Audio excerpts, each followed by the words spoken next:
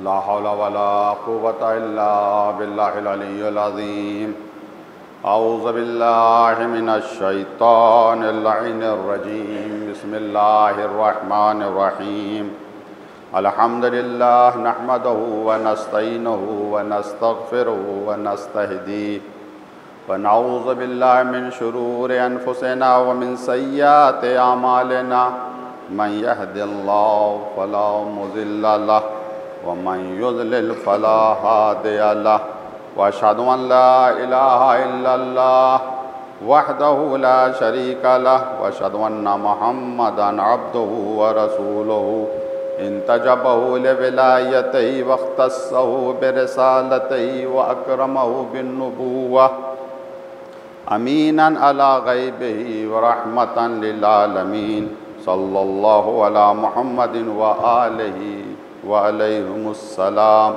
أوصيكم عباد الله والنفسي بتقوى الله وأخوفكم من عقابه. میں اپنے آپ کو اور آپ تمام حضرات کو تقوی الہی اختیار کرنے کی وصیت کر رہا ہوں، نصیحت کر رہا ہوں. پروردگار ہم سب کو اتنی توفیق دے کہ ہمارے دلوں میں ہمیشہ اس کا تقوی رہے، اس سے ڈرتے رہیں، یہ خیال رہے، یہ احساس رہے کہ ایک دن حساب و کتاب کے لیے اس کی بارگاہ میں حاضر ہونا ہے. جمعہ کے اس پہلے خطبے میں جیسا کہ آپ حضرات کے علم میں ہے، وہ عظیم الشان خطبہ کہ جب جمعہ کے دن عید غدیر پڑی، مولا کائنات ممبر پر گئے، عظیم الشان خطبہ آپ نے ارشاد فرمایا. شیخ طوسی نے مصباح المتحجد میں پورے خطبے کو ذکر کیا ہے. اس خطبے کو ہم نے 21 چیپٹر 21 ابواب میں تقسیم کیا ہے. 13 کو بیان کیا جا چکا ہے، 14ویں باب کا ذکر ہے. گزشتہ جمعے میں نے مولا کائنات کا یہ قول اس خطبے کا آپ کے سامنے پیش کیا، جس سے مولا کائنات نے نصیحتیں کی ہیں. آج بھی نصیحتی کے حوالے سے گفتگو ہے. دھوکہ نہ دینا کسی کو، مکر و فریب سے کام نہ لینا. آج مولا کائنات جو نصیحت کی ہے امت مسلمہ کو، وہ بہت عظیم نصیحت ہیں. مولا فرماتے ہیں وَتَقَرَّبُوا إِلَى اللَّهِ بِتَوْحِيدِهِ. اللہ کے قریب آؤ، قربت کہتے ہیں، نماز پڑھتا ہوں قربت الی اللہ، اللہ کے قریب آؤ. وسیلہ کیا ہو، ذریعہ کیا ہو؟ بتوحید، اس کی توحید کے وسیلے سے، اللہ کی توحید کے وسیلے سے اللہ کے قریب آؤ. وَطَاعَتِ مَنْ أَمَرَكُمْ أَن تُطِيعُوهُ، اور اللہ کے قریب آؤ اس کی اطاعت کر کے جس کی اطاعت کرنے کا حکم اللہ نے دیا ہے. دو چیزیں ہیں، دو سبب مولا کائنات نے بیان کیے ہیں قرب خدا کے. اللہ کے قریب آؤ، ایک تو توحید کے وسیلے سے تم اللہ کے قریب آؤ. دوسرے اطاعت کر کے. کس کی اطاعت کر کے؟ سب کی نہیں، ہر ایرے غیرے کی نہیں، اس کی اطاعت کر کے جس کے لیے اللہ نے کہا تم اس کی اطاعت کرو. سب سے پہلے تھوڑی سی گفتگو میں توحید کے حوالے سے کرنا چاہتا ہوں. دیکھیے، توحید جان روح اسلام ہے. شرک اس کی بے انتہا مذمت کی گئی ہے. سورہ النساء آیت نمبر 116. ان اللہ لا یغفر ان یشرک بہ. اللہ ہرگز معاف نہیں کرے گا، قطعاً معاف نہیں کرے گا، کسی کو معاف نہیں کرے گا جو اللہ کو، کسی کو اللہ کا شریک قرار دیتا ہے. مشرک یعنی کیسا بھی شرک ہو، 2 خدا ہیں، 3 خدا ہیں، یا عبادت میں ہم اس کی بھی عبادت کرتے ہیں، خدا کی بھی عبادت کرتے ہیں. نہیں، عبادت صرف اللہ تبارک و تعالیٰ کی. توحید کی اقسام ہیں، ان اقسام کو نہیں بیان کرنا ہے. توحید بالذات ہے، توحید بالافعال ہے، وغیرہ وغیرہ.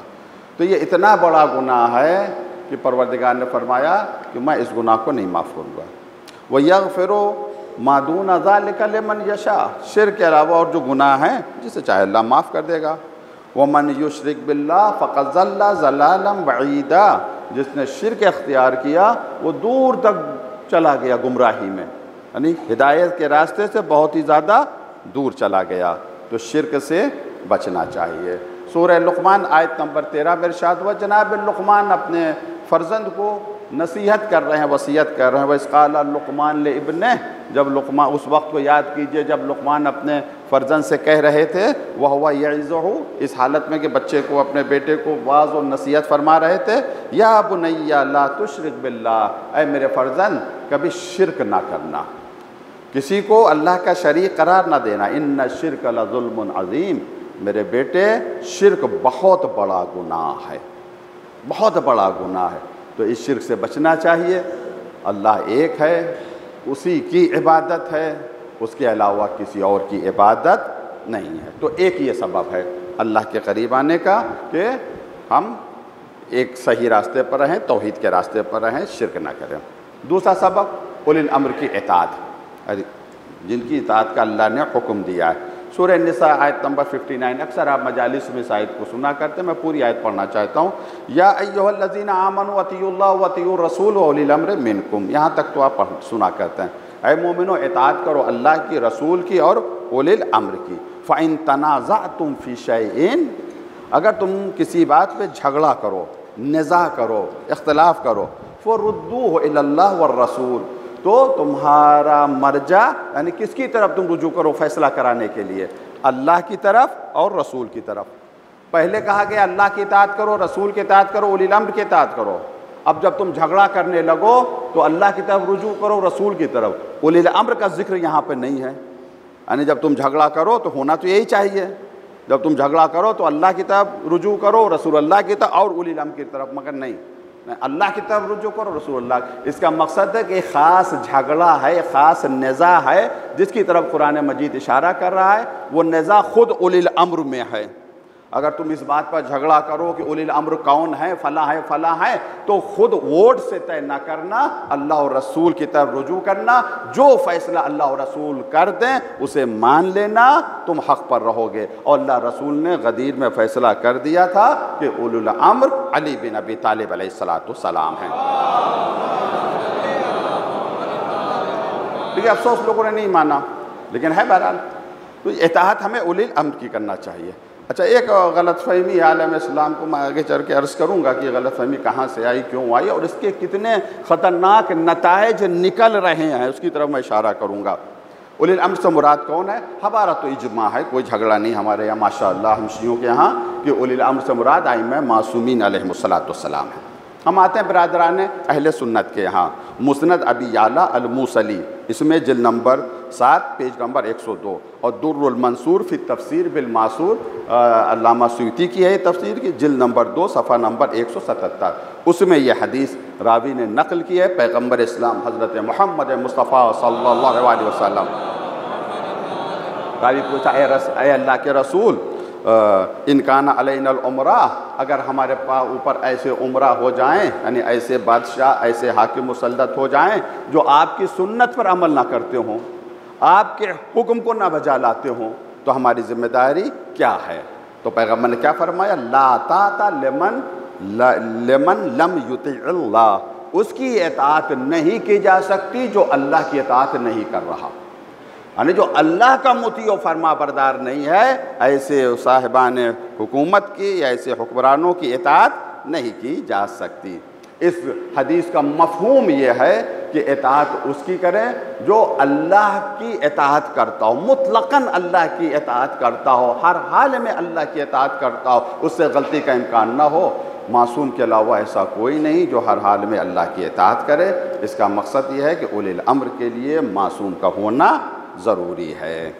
ایک اور حدیث ہے، صحیح بخاری بہت ہی بڑی کتاب ہے، اور علماء اہل سنت کا یہ نظریہ ہے کہ قرآن کے بعد سب سے صحیح ترین کتاب صحیح بخاری ہے، جلد نمبر 11 صفحہ نمبر 34۔ یہ بھی حدیث ہے، انہ سمع ابا ہریرہ رضی اللہ عنہ، جیسا بخاری میں الفاظ ہے وہ میں آپ کے سامنے عرض کر رہا ہوں۔ راوی کہتا ہے میں نے سنا ابو ہریرہ سے یہ کہہ رہے ہیں، ان رسول اللہ صلی اللہ علیہ وسلم قال، پیغمبر نے فرمایا، من اطاعنی فقد اطاع اللہ، جس نے میری اطاعت کی اس نے اللہ کی اطاعت کی، من عصانی فقد عصى اللہ، جس نے میری مخالفت کی اس نے اللہ کی مخالفت کی، ومن اطاع امیری فقد اطاعنی، جس نے میرے بنائے ہوئے امیر کی اطاعت کی اس نے میری اطاعت کی، وَمَنْ عَصَىٰ أَمِيرِي فَقَدْ عَصَانِي، جس نے میرے بنائے ہوئے امیر کی مخالفت کی اس نے اللہ کی مخالفت کی۔ پیغمبر نے یہ نہیں فرمایا، امیر کی جمع امراء ہے یعنی حاکم۔ پیغمبر نے نہیں کہا جس نے حاکموں کی مخالفت کی اس نے میری مخالفت کی، جس نے حاکموں کی اطاعت کی اس نے میری اطاعت، یہ نہیں کہا۔ نے امیری مضاف کیا ہے امیر کو اپنی ذات کی طرف، میرا امیر، یعنی جسے ہم نے امیر بنایا ہے، جسے ہم نے آقا بنایا ہے، جسے ہم نے مولا بنایا ہے، اس کی اطاعت میری اطاعت ہے، اس کی مخالفت میری مخالفت۔ وہ کون ہے جسے پیغمبر نے امیر بنایا؟ غدیر میں مولا کائنات کو ہاتھوں پر بلند کر کے من کن تو مولا کا ہے، یہ کیا۔ اچھا، اب یہ جو بہت ہی میں آؤں گا اصل مقصد کی طرف۔ ایک اور حدیث ہے وہ بھی صحیح بخاری کی جلد نمبر 11 صفحہ نمبر 70، امراء کیسے ہوتے ہیں، اولی الامر کون ہیں؟ جابر بن سمرہ سے ہے، قال سمعت نبی صلی اللہ علیہ وسلم، میں نے سنا پیغمبر فرما رہے تھے، یکون اثنا عشر امیراً، 12 امیر ہوں گے میرے بعد، 5 نہیں 100 نہیں 12 امیر ہوں گے، اثنا عشرہ، بخاری کی ہے، یہ صحیح ترین کتاب ہے اہل سنت کے نزدیک۔ فقال کلمۃ لم اسمع، پھر اس کے بعد ایک کلمہ کہا میں نے نہیں سنا۔ یہ تو کہا کہ میرے بعد 12 امیر ہوں گے، پھر کچھ کہا میں نے نہیں سنا۔ فقال ابی، تو میں نے پوچھا ہوگا اپنے ابا سے اپنے بابا سے، فقال ابی، تو میرے بابا نے فرمایا انہ قال کلہ من قریش، کے پیغمبر نے فرمایا جتنے کے جتنے امیر ہوں گے سب کے سب قریش سے ہوں گے۔ اب مجھے نہیں پتا کہ یہ باپ صاحب سچ بول رہے ہیں یا جھوٹ بول رہے ہیں، پیغمبر نے یہی فرمایا کہ سب قریش سے ہوں گے، یا ہو سکتا ہے پیغمبر نے کچھ اور کہا ہو، انہوں نے بدل دیا ہو، اس بحث میں نہیں چاہتا ہوں۔ ہو سکتا ہے یہ بھی پیغمبر نے کہا ہو کہ سب کے سب اولاد فاطمہ میں ہوں گے، سب کے سب اولاد علی میں ہوں گے، پر اس سے بحث نہیں۔ مگر یہ بات ہوتا ہے کہ پیغمبر نے فرمایا میرے بعد 12 امیر ہوں گے۔ ہے دنیا میں مسلمانوں میں بہت سے فرقے ہیں، ہے کوئی فرقہ کہ جو 12 امیروں کو ماننے والا ہو؟ ایک فرقہ ہے شیعہ اثنا عشری جو 12 امیروں کو مانتا۔ اب دیکھیے میں اب اس نقطے کی طرف متوجہ کرانا چاہتا ہوں آپ حضرات کو، انشاءاللہ متوجہ ہیں اور توجہ دلانا چاہتا ہوں۔ اطاعت، مولا نے کیا فرمایا؟ اللہ کے قریب آؤ توحید کے وسیلے سے اور اولی الامر کی اطاعت کر کے۔ اولی الامر کون ہے؟ آج عالم اسلام نے کسے اولی الامر مان رکھا ہے؟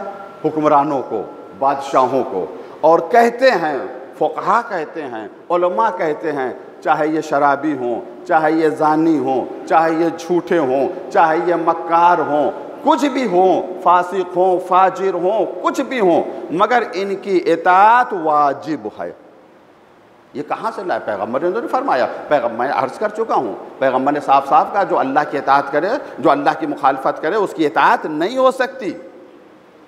لیکن مگر یہ فتویٰ ہے وہاں کے اوپر، کہاں سے سمجھے کہ اولی الامر سے مراد ہر حاکم ہے؟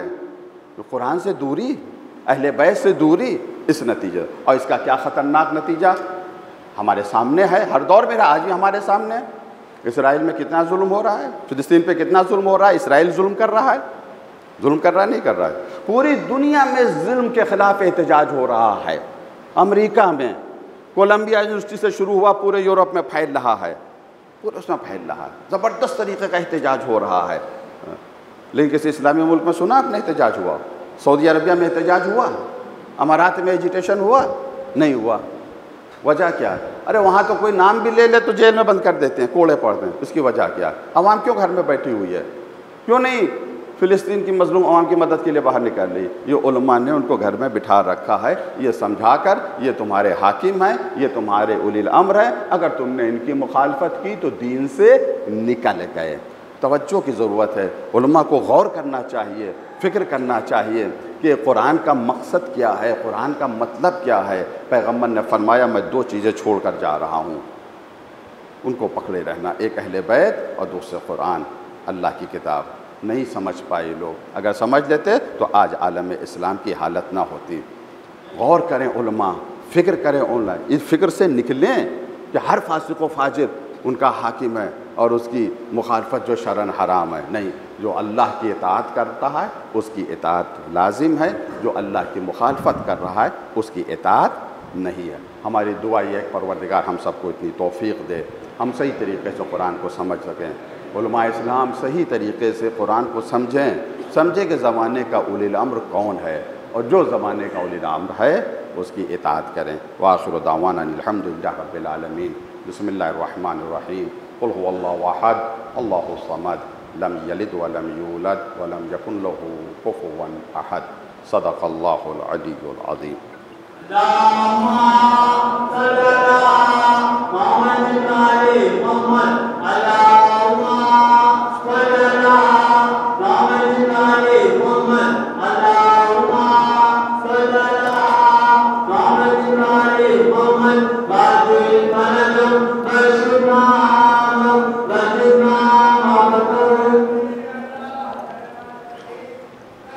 اعوذ باللہ من الشیطان الرجیم۔ بسم اللہ الرحمن الرحیم۔ الحمدللہ نحمدہ ونستعینہ ونستغفرہ ونستہدیہ ونؤمن بہ ونتوکل علیہ ونعوذ باللہ من شرور انفسنا ومن سیئات اعمالنا من یہد اللہ فلا مضل لہ ومن یضلل فلا ہادی لہ واشہد ان لا الہ الا اللہ وحدہ لا شریک لہ اشہد ان محمدا عبدہ ورسولہ ورسلہ بالہدی ودین الحق لیظہرہ علی الدین کلہ ولو کرہ المشرکون۔ اللہم صلی علی محمد عبدک ورسولک سید المرسلین امام المتقین رسول رب العالمین۔ اللہم صلی علی علی امیر المومنین وسیع رسول رب العالمین عبدک وولیک وخی رسولک حجتک علی خلقک وآیتک الکبریٰ ونبع العظیم۔ وصلی علی صدیقۃ الطاہرہ فاطمہ سیدۃ نساء العالمین۔ وصلی علی سبطِ الرحمہ امام الہدی الحسن والحسین سیدی شباب اہل الجنہ۔ وصلی علی ائمۃ المسلمین علی بن الحسین زین العابدین ومحمد بن علی باقر العلم الاولین والآخرین وجعفر بن محمد الصادق وموسیٰ بن جعفر الکاظم وعلی بن موسیٰ الرضا ومحمد بن علی الجواد التقی وعلی بن محمد الہادی النقی والحسن بن علی العسکری وخلف الہادی المہدی وجزک علی عبادک وامنائک فی بلادک صلاة کثیرہ دائمہ۔ اوصیکم عباد اللہ ونفسی بتقوی اللہ۔ میں اس خطبے میں بھی اپنے آپ کو اور تمام حضرات کو تقوی الہی اختیار کرنے کی وصیت کر رہا ہوں۔ پروردگار ہم سب کو تقوی سے آراستہ رکھے، ہمیشہ ہم اس سے ڈرتے رہیں۔ اس دوسرے خطبے میں زمانے کے مناسبت کے اعتبار سے گفتگو کی جا رہی ہے۔ پچھلے خطبے میں نے عرض کیا تھا کہ ذوالقعدہ کا مہینہ محترم مہینہ ہے اور اس میں قتل و غارت گری نہیں ہوتی ہے اور نیکیاں بڑھ جاتی ہیں۔ اسی طرح کوئی گناہ کرے تو اس کی سزا بھی بڑھ جاتی ہے۔ تو چند باتیں ہیں جن کو عرض کرنا ہے۔ سب سے پہلے یہ کہ زمانے کے جو حالات ہیں آپ کے سامنے ہیں، ہماری ذمہ داری کیا ہے؟ ہماری ذمہ داری کیا ہے؟ ہر شخص چاہتا ہے کہ سماج میں اصلاح ہو، ضروری ہے، مگر اصلاح کرنے کے لیے قدم کیسے اٹھانا چاہیے؟ میں سب کی بات نہیں کہہ رہا ہوں، کچھ لوگوں کی بات کہہ رہا ہوں۔ جو ایک مثال دی جاتی ہے کہ گندگی چہرے کے اوپر لگی ہوئی ہے اور صاف آئینہ کیا جا رہا ہے، رگڑ رگڑ کے آئینے کو صاف کر رہے ہیں۔ جتنا بھی آپ آئینہ صاف کریں، چہرہ اگر گندا ہے تو آئینہ گندا ہی دکھائے گا، ایک ہاتھ مار لیں چہرہ صاف ہو جائے گا۔ ہمیں کیا کرنا چاہیے؟ سورہ رعد آیت نمبر 11، لہو معقبات من بین یدیہ ومن خلفہ۔ اللہ کی طرف سے کچھ فرشتے مقرر ہیں۔ اب میں مفہوم عرض کر رہا ہوں اس آیت کا۔ اللہ کی طرف سے کچھ فرشتے مقرر ہیں، ان کی ڈیوٹی لگتی ہے، ایک آتا ہے جاتا ہے، آتا ہے جاتا ہے، سلسلہ لگا رہتا ہے۔ یہ سب کے لیے، ہمارے لیے، آپ کے لیے، سب کے لیے۔ ان کی تعداد کیا، اس میں اختلاف ہے۔ ان کی ڈیوٹی کیا ہے؟ یحفظون من امر اللہ، اللہ کے حکم سے یہ حفاظت کرتے ہیں۔ اللہ کے حکم سے محسوس نہیں ہوتا ہے مگر بچاتے ہیں۔ ہاں، اب اگر کوئی حتمی مصیبت نازل ہوتی ہے تب فرشتے ہٹ جاتے ہیں، بہت ہٹ جاتے ہیں، پھر مصیبت جب موت آنا ہی ہوتی تب بھی ہٹ جاتی ہے۔ تو ان کی ذمہ داری فرشتوں کو ہماری اور آپ کے سب کے ساتھ فرشتے حفاظت کرنا، صحیح ہے۔ اچھا، ہم لوگ جب مصیبت میں گرفتار ہوتے ہیں، ٹھوکر لگی، برجستہ منہ سے نکلتا ہے یا علی مدد، بے شک امام علی مدد کرتے ہیں، میں قرآن کیا کہہ رہا، فرشتے مدد کرتے ہیں۔ اچھا، جس کو ٹھوکر لگتی یا علی کہتا ہے سنبھل بھی جاتا ہے، مدد تو ہو جاتی ہے، صرف احساس کرنے کی ضرورت ہے۔ اور اس کی وجہ یہ ہے جب کوئی یا علی کہتا ہے تو فرشتے سب سے زیادہ امام علی سے محبت کرتے ہیں، جیسی نام علی سنتے ہیں وہ جو لکھنا پڑھنا سب بھول بھال کے سنبھالنے کے لیے آ جاتے ہیں، تو فرشتے تو ہیں۔ اب دیکھیں اس کے بعد تم گھبراؤ نہیں، تم مضطرب نہ ہو، تم پریشان نہ ہو، ہم نے تمہاری حفاظت کے لیے فرشتوں کو مقرر کر رکھا ہے۔ اب اس کے بعد والی آیت دیکھیے، ان اللہ لا یغیر ما بقوم، ان اللہ لا یغیر ما بقوم حتی یغیروا ما بانفسہم، اللہ کسی قوم کے حالات کو اس وقت تک نہیں بدلتا جب تک قوم خود نہ بدل جائے۔ ہم چاہتے ہیں ہمارے حالات بدل جائیں، چینج ہو جائیں، خود بخود معجزے کے طور پر سب کچھ ٹھیک ہو جائے، سب کو روزی روٹی مل جائے، جتنے بیمار ہیں سب کو شفا مل جائے، بالکل اصلاح ہو جائے۔ نہیں، حالات اگر ہمارے خراب ہیں اللہ بدلے گا، فرشتے مدد کریں گے، مگر شرط یہ پہلے ہم تو اپنے آپ کو بدلیں۔ وہی میں مثال کہ اگر چہرہ گندا ہے تو آئینے کو صاف نہ کریں، چہرے کو صاف کریں۔ ہمیں اپنے آپ کو بدلنا ہے، اگر ہم نہیں بدلیں گے تو ہم پستی سے اور پستی کی طرف جائیں گے۔ سوال اٹھتا ہے کیسے ہم اپنے آپ کو بدلیں، کیسے ہم اپنے آپ کو چینج کریں، کیسے ہم اپنے آپ کو بدلیں۔ اب دیکھیے جو شہادت ولادت کی مناسبت سے جو ائمہ کا ذکر ہوتا ہے، کیوں ہوتا ہے، کس وجہ سے ہوتا ہے؟ ریزن ہے، سبب ہے کہ ائمہ کی سیرت کی روشنی میں ہم اپنے آپ کو بدلنے کی کوشش کریں۔ یہ 11 ذیقات جو آ رہی ہے بہت بڑی تاریخ ہے، ولادت ہے امام رضا علیہ السلام کی، انہی کی سیرت کی روشنی میں، انہی کے اقوال کی روشنی میں ہم یہ دیکھیں گے کہ ہمیں کیا کرنا چاہیے کہ ہم اپنے آپ کو بدلیں۔ اگر ہم نے اپنے آپ کو بدلنا شروع کر دیا تو اللہ قوم کے حالات کو بدل دے گا۔ اچھا، یہاں پر تھوڑا سا غور کریں، ان اللہ لا یغیر ما بقوم، حتیٰ اللہ قوم کے حالات کو نہیں بدلتا جب تک وہ خود اپنے آپ کو نہ بدل لیں۔ اس کا مقصد یہ ہے کہ تبدیلی کا سفر کہاں سے کرنا ہے۔ ہمارے کیا مشکل یہ ہے، ہماری بھی مشکل ہے، پروردگار ہماری اصلاح کرے۔ ہم سب کی اصلاح کے لیے گھر سے لوٹا بستر جو بھی کہیں وہ لے کے نکل پڑتے ہیں، مگر خود اپنی اصلاح نہیں کرتے ہیں۔ سماج گندا ہے، سوسائٹی میں برائیاں پائی جا رہی ہیں، ان کو سدھارنا ہے، ممبر پہ آتے ہیں تو اصلاحی گفتگو کرتے ہیں۔ ابتدا کہاں سے کرنا چاہیے؟ ابتدا محلے سے نہیں کرنی چاہیے، ابتدا علاقے سے نہیں کرنی چاہیے، ابتدا انسان کو اپنی ذات سے کرنا چاہیے۔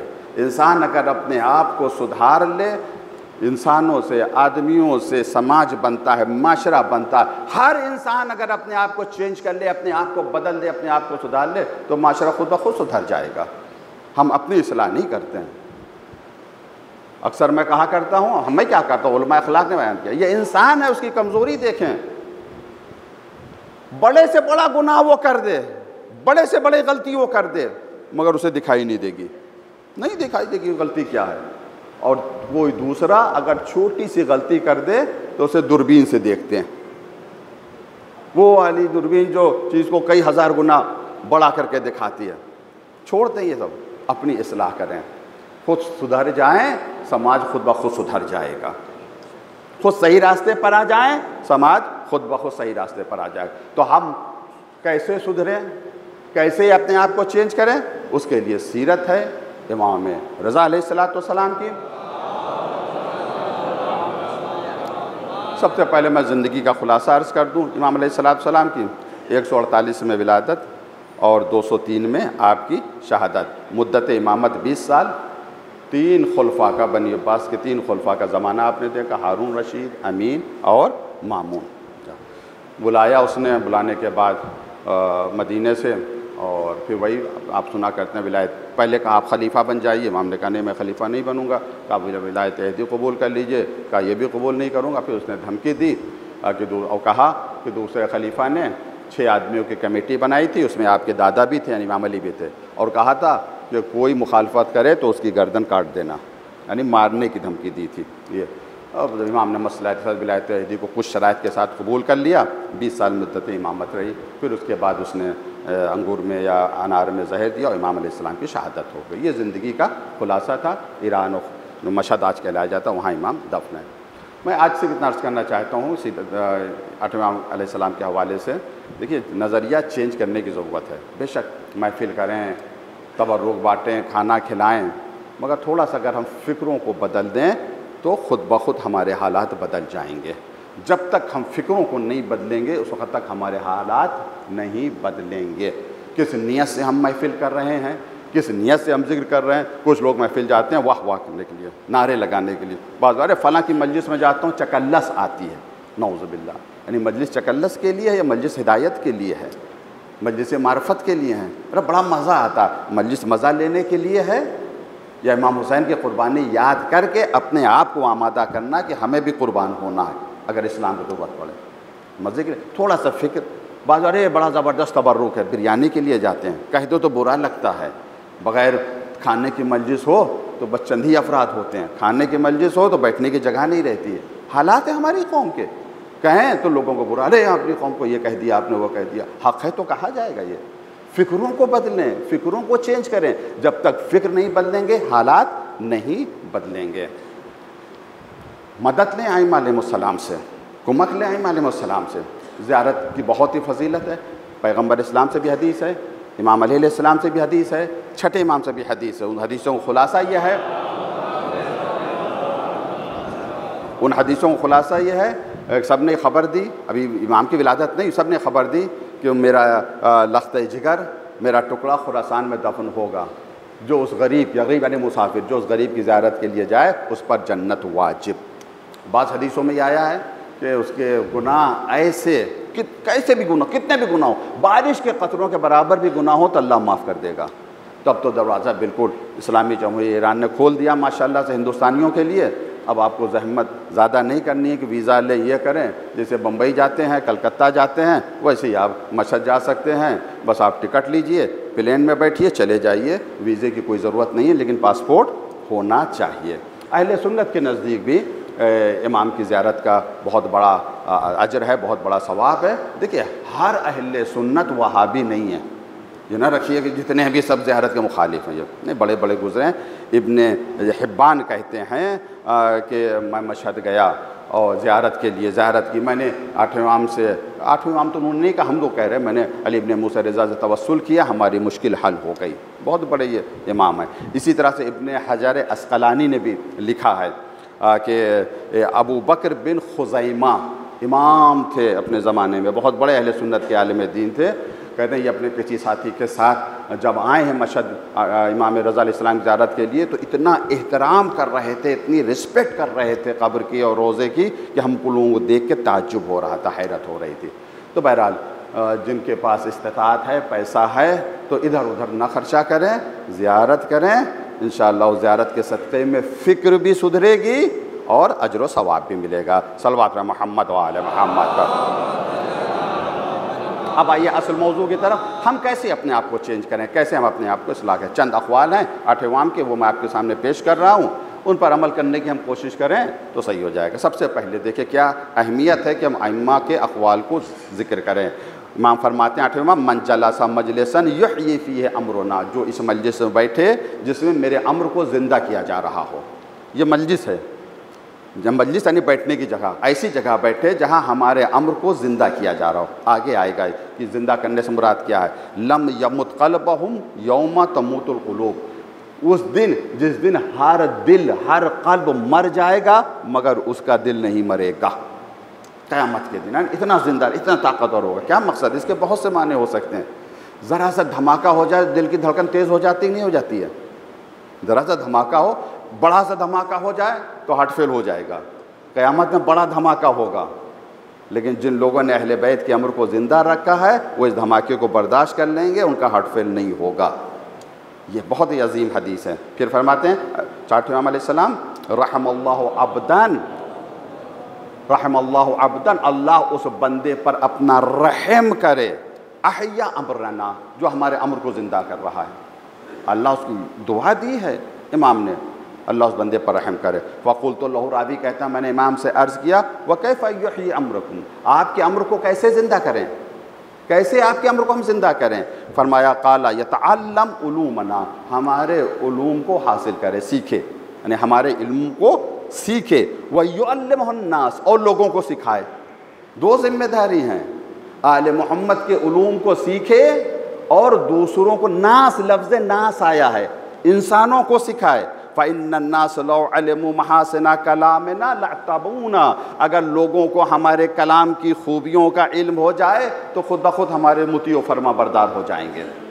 ہمارے کلام میں یہ خوبیاں ہیں، پہلے سیکھیں ہمارے کلام، پھر لوگوں کو سکھائیں۔ ناس آیا ہے، انسانوں کو سکھائے۔ دیکھیے کتنی وسعت ہے ہمارے یہاں، ہم کنویں کے مینڈک نہیں ہیں۔ امام نے کیا کہا؟ لوگوں کو لوگوں تک ہمارا کلام پہنچاؤ، ہمارے علوم پہنچاؤ۔ آج ہم پہنچا رہے ہیں لوگوں تک، ہم محدود سے محدود تر ہو گئے ہیں، اپنی مسجد میں محدود ہو گئے ہیں، اپنے امام بارگاہوں میں محدود ہو گئے، اب غیر نہیں آتا ہمارے یہاں۔ ذمہ داری کیا ہے کہ ہم اہل بیت کے علوم کو غیروں تک پہنچائیں، اپنے نظریات رکھیں دنیا کے سامنے۔ آج دنیا کے پاس کتنی مشکلات ہیں، پالوشن کی مشکل ہے کہ نہیں ہے، فضائی آلودگی کی مشکل ہے کہ نہیں ہے، ہریالی کی، درختوں کی کمی کی مشکل ہے کہ نہیں ہے۔ اسلام نے کیا نظریہ دیا، اہل بیت نے کیا فرمایا؟ دنیا جن مشکلات میں گرفتار ہے ان مشکلات کا حل کس کے پاس ہے؟ کیا رہنمائی فرمائی اہل بیت نے؟ تو ہمارے کلام میں خوبیاں ہیں، لوگوں کو پتہ چل جائیں تو ہماری اتباع کر لیں۔ ہماری ذمہ داری کیا ہے؟ پہلی ذمہ داری خود سیکھیں، اور دوسری ذمہ داری ہے کہ انسانوں کو سکھائیں۔ ہمیں اہل بیت نے تعلیم دی کہ تم سورج کی طرح ہو، سورج سب کے لیے چمکتا ہے، تم بھی سب کے لیے ہو، کسی سے نفرت نہ کرو۔ اب یہ کچھ ہیں احمق ٹائپ کے جو کہہ دیتے ہیں ارے جس ملک میں رہتے ہو ہندوؤں سے نفرت کرتے ہو، یہ ہے وہ ہے، اس طریقے سے۔ یہ جہالت و بیوقوفی والی بات۔ کوئی شیعہ کسی ہندو سے، ہمیں اجازت ہی نہیں ہے کہ ہم کسی انسان سے نفرت کریں۔ نہیں، اب نفرت نہیں کرتے کسی انسان سے۔ ہاں اگر کوئی انسان گناہوں کے دلدل میں دھسا ہوا ہے، ہم اس انسان سے نفرت نہیں کرتے ہیں، اس کے افعال سے نفرت کرتے ہیں، اس کے اعمال سے نفرت کرتے ہیں، اس کے گناہ سے نفرت کرتے ہیں۔ آخری وقت تک یہ کوشش رہتی ہے، جیسا تعلیم دیا کہ ہم اس کو سدھارنے کی کوشش کریں۔ تو ایک ہی ذمہ داری، پہلے اہل بیت کے علوم کو سیکھیں اور دوسروں کو سیکھیں، یعنی خود بھی عمل کریں۔ جب ہم خود عمل کریں گے، دوسروں کو بتائیں گے تو دوسرے بھی عمل کریں گے۔ ایک اور روایت ہے امام علیہ السلام کی، یہ بھی بہار کے، جلد نمبر 75۔ میں زیادہ حوالے نہیں دے رہا ہوں، دامن وقت میں زیادہ گنجائش نہیں ہے۔ آپ فرماتے ہیں عونک للضعیف من افضل الصدقہ، تم جو کسی کمزور کی مدد کر رہے ہو یہ صدقے سے زیادہ افضل ہے۔ لفظ ضعیف آیا، کوئی قید نہیں ہے کہ وہ ضعیف مسلمان ہو، ضعیف مومن ہو، کسی بھی کمزور کی تم مدد کر رہے ہو، یہ مدد کرنا تمہارا صدقے سے زیادہ افضل ہے۔ صدقہ دینا ہے، اس میں اتنا ثواب نہیں جتنا کسی ضعیف اور کسی کمزور کی مدد کرے تو۔ پھر آپ فرماتے ہیں تودد الی الناس نصف العقل، ناس فی لفظ ناس یعنی انسان، انسانوں سے محبت کرنا آدھی عقل ہے، انسانوں سے محبت کرنا آدھی عقل ہے، نصف العقل ہے۔ ہمیں تعلیم دی جا رہی ہے کہ تم ہر انسان سے محبت کرو، تودد ود یعنی محبت، اسی سے معدد بھی آیا ہے۔ آخری حدیث میں عرض کر رہا ہوں، چوتھے امام علیہ السلام کی۔ کسی نے پوچھا امام سے ما حد التواضع، تواضع کسے کہتے ہیں؟ تواضع انکساری یعنی جھک کر ملنا، کسی سے جھک کر، اس کے مقابلے میں تکبر ہے، غرور ہے، ایگو ہے وغیرہ۔ تو کسی نے پوچھا مولا تواضع کسے کہتے ہیں، انکساری کسے کہتے ہیں؟ تو امام نے فرمایا تواضع انکساری یہ ہے جو تم اپنے لیے پسند کرتے ہو وہی دوسروں کے لیے پسند کرو۔ یعنی کیا تعریف بیان کی تواضع انکساری، جو تم اگر رضا حیدر یہ پسند کرتے ہیں کہ ان کو کوئی گالی نہ دے تو دوسروں کی بھی رسپیکٹ کریں، اگر ہم چاہتے ہیں ہماری عزت ہو تو ہم دوسروں کی بھی عزت کریں، ہم دوسروں کو ذلیل کریں اور پھر یہ امید رکھیں لوگ ہماری عزت کریں، نہیں ہو سکتا۔ آٹھویں امام نے کہہ دیا تواضع انکساری کی حقیقت یہ ہے کہ تم جو اپنے لیے پسند کرتے ہو وہی دوسرے کے لیے پسند کرو۔ اگر تم یہ پسند کرتے ہو تمہاری کوئی چغلی، تمہاری کوئی شکایت نہ کرے تو تم دوسروں کی چغلی نہ کرو، دوسروں کی شکایت نہ کرو۔ یہ امام علیہ السلام نے ہمیں تعلیم دیا ہے، ہم اس تعلیم کے اوپر عمل کریں اور اپنے آپ کو سدھارنے کی کوشش کریں۔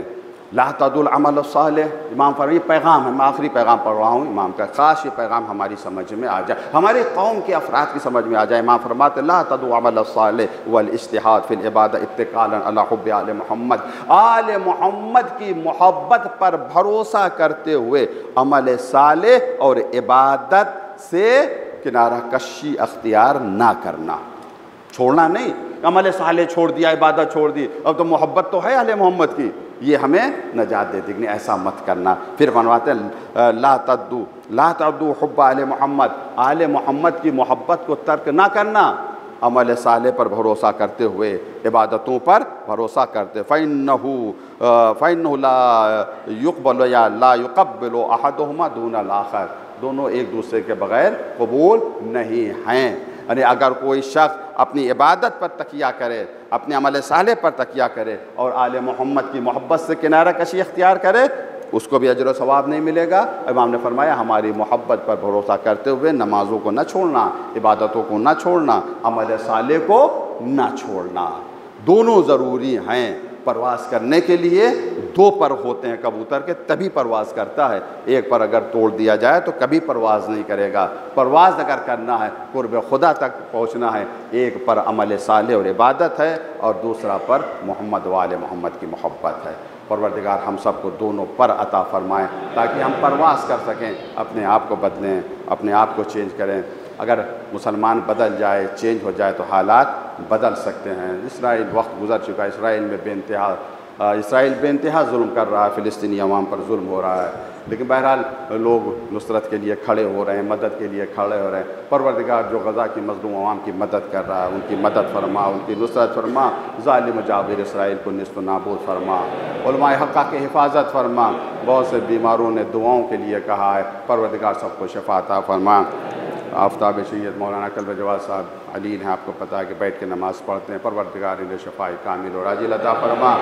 پروردگار سے واسطہ محمد و آل محمد کا، ہم سب کے گناہ صغیرہ و کبیرہ کو معاف فرما، ہمارے مرحومین کی مغفرت فرما، خصوصاً حاضرین مجلس کے مرحومین کی مغفرت فرما، ہم سب کے عمر میں رزق میں برکت عطا فرما، امام کے ظہور میں تاجیل فرما، ہمیں اتنی توفیق میں اپنے امام کو پہچان سکیں، ان کی اطاعت کر سکیں۔